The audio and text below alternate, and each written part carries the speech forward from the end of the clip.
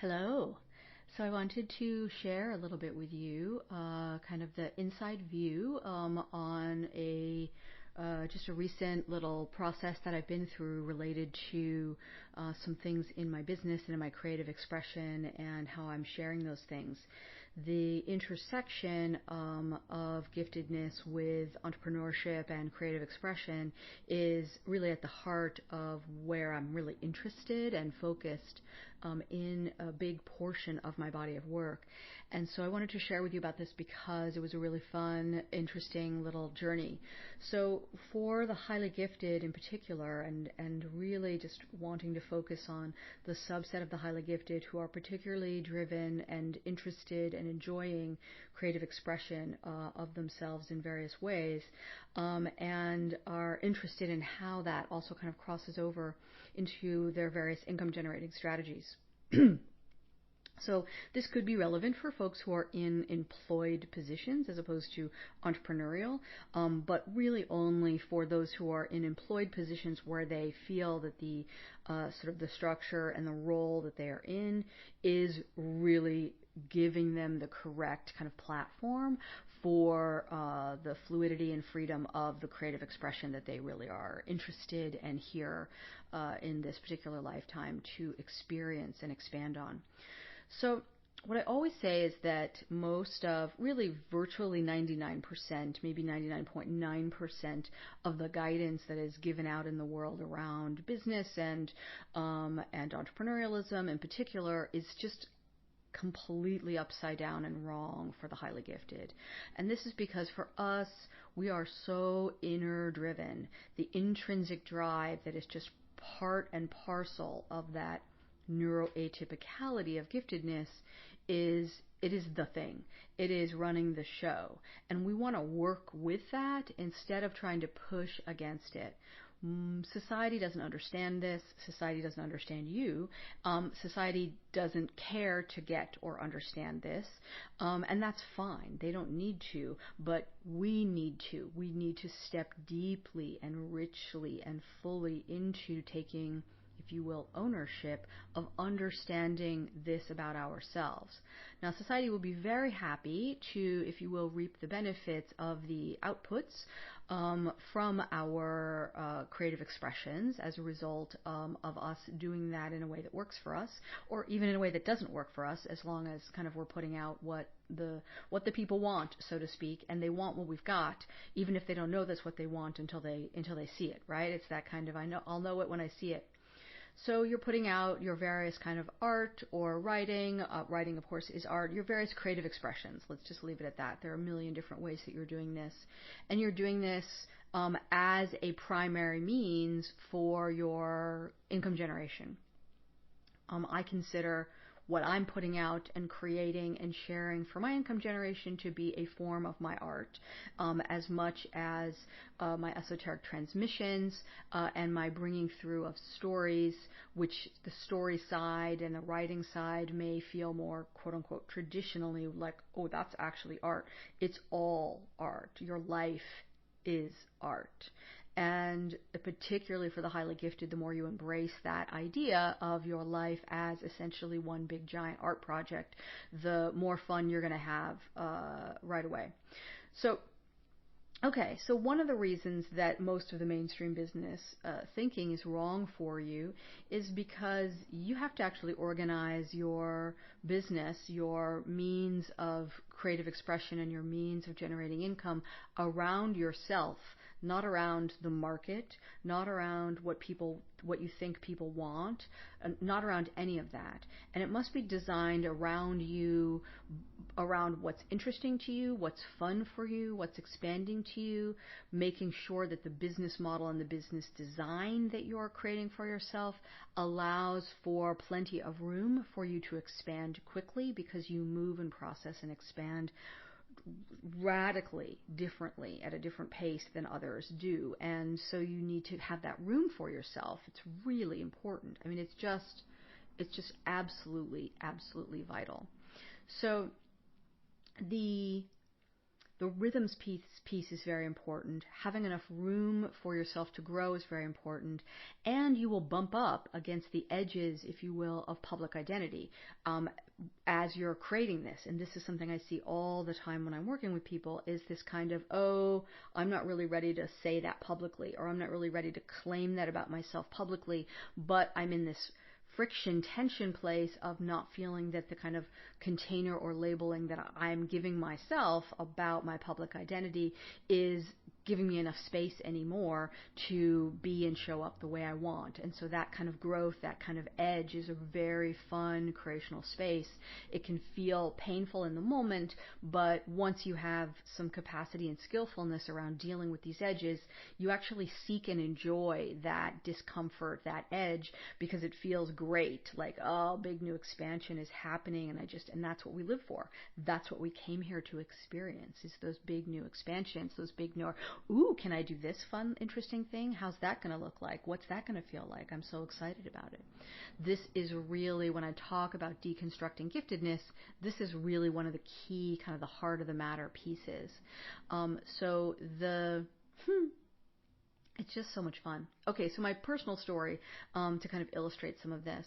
So I have many different ways that I share things with people, and one of them has been through my Transmissions from the Lake podcast. And I decided I would create and that's publicly, freely shared all around the globe, and that is its energetic kind of highest desire as well. And then I decided I would create a private paid membership option for people to essentially receive additional sharings, both on the esoteric sharing side, intersection with giftedness, and on the stories creating side. Where people would pay, a nominal amount of money per month in order to access additional kind of deeper dive. And I was thinking a little bit of kind of like a Patreon model, or like a kind of a magazine kind of subscription model, when I had the idea about it. And it felt like it would be a pretty fun way to expand a certain kind of conversational or dialogue space, and a sharing and transmitting space, particularly around my stories. So I kind of soft, like not even beta launched it, like alpha launched it really at the beginning of this in a couple months ago. And what I was basically doing was just delivering, if you will, via email. And the platform that we wanted to create, my team and I wanted to create, that I had envisioned for this, we were having various little friction points around, oh, this platform doesn't quite work the way we want. Let's try this one. No, that one doesn't quite work the way we want. I had a vision, and we had a shared vision as a team about it, and none of the little platforms that we were trying out were working. It was and remains important to me that the platform, wherever we're doing this, be off of social media, so that we are able to have a private conversational space and not be distracted by social media in various different ways.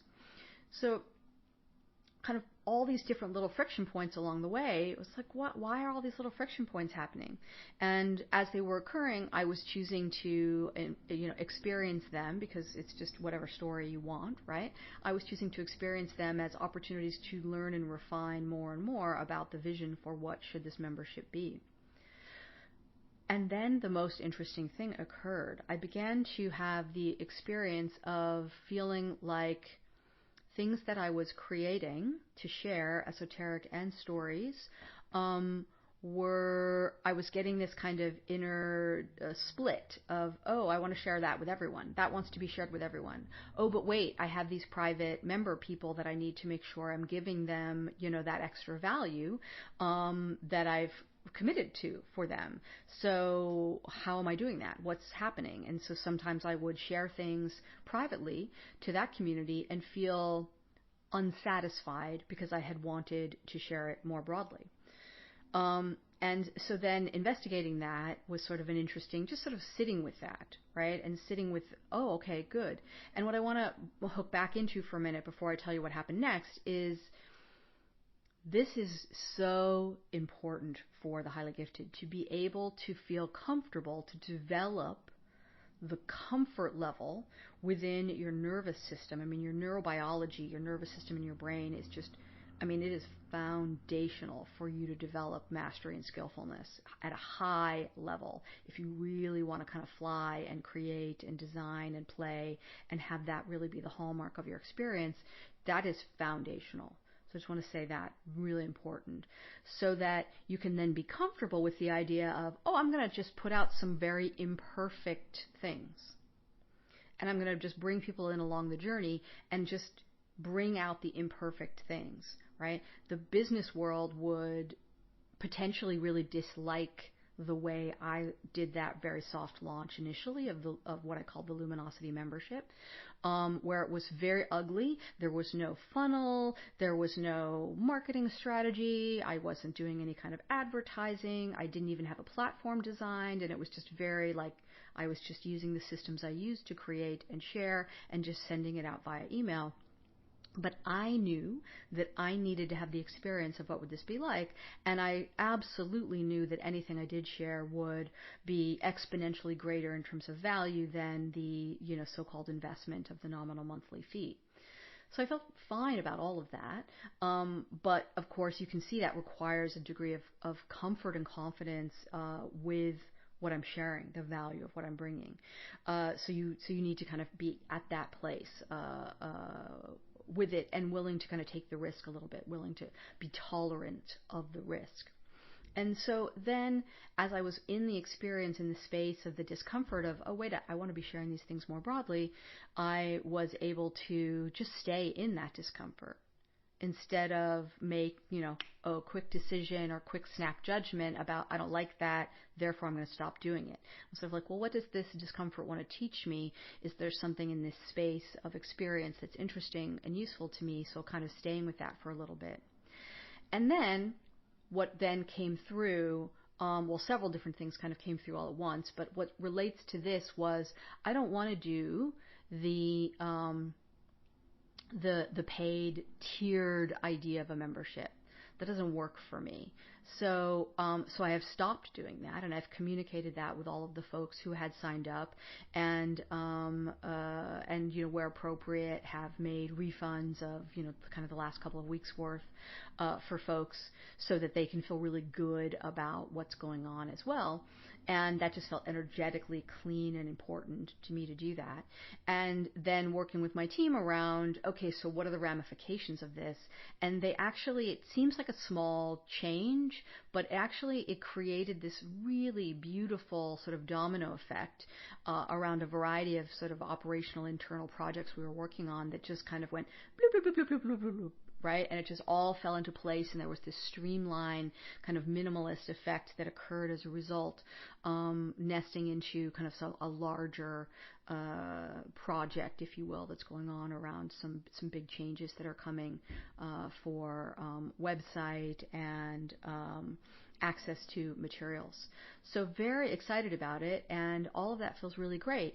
And I just wanted to share this story. It might be useful or activating to you, but also it just as sort of just a little example.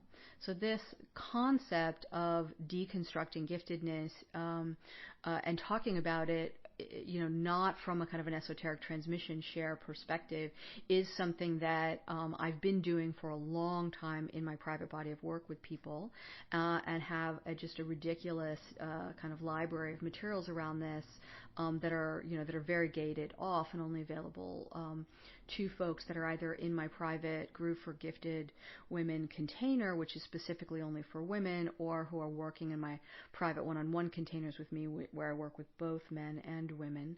But now we're going to be starting a parallel podcast, if you will, on deconstructing giftedness, where I'm doing interviews in particular with highly gifted humans about their experiences and journeys around this intersection of giftedness, entrepreneurialism, creative expression, etc. And, with a very high emphasis on the creative expression side of things. So, and just a sort of like passing nod, if you will, to how that is nesting within one's income generating strategy, more from the standpoint of how fun it is to see the relationship between one's access to, connection with, communication with, if you will, money energies, and your creative expression. Like, that is really where that sweet spot is. Super fun. So that's going to be really fun. Those won't come out for a while. This is almost sort of like a super preview version of that.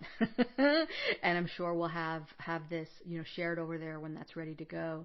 We're getting started with doing some interviews very soon with some just incredible people, and I'm so excited about those conversations. And of course, I'll pepper in episodes like this where I'm just kind of privately, directly, or I mean not privately, like one-on-one, sharing with you little snippets and fun takeaways to support your own journey as you go. All right, well, hopefully this is very useful to you, and good news as it relates to the private shares that have been kind of in that back catalog for the private members. I'm going to be releasing those publicly to everyone, and have done so with several of those already today, and will be bringing out more of those throughout the week. So that's just going to be just a fun kind of gift for folks, and I'm very excited about it. So I just want to tell you that I love you, that I am so happy for your light in the world, and that I hope that you are remembering to be in your playful space of what delights you, what lights you up, what activates your heart, and that you are letting that be your own guiding light, because that is also what happens to massively amplify your light that you are sharing in the world, simply by increasingly being what you fully came here to be. And that evolutionary journey is really just the super fun playground of all of it. All right. Have a wonderful one. Love you.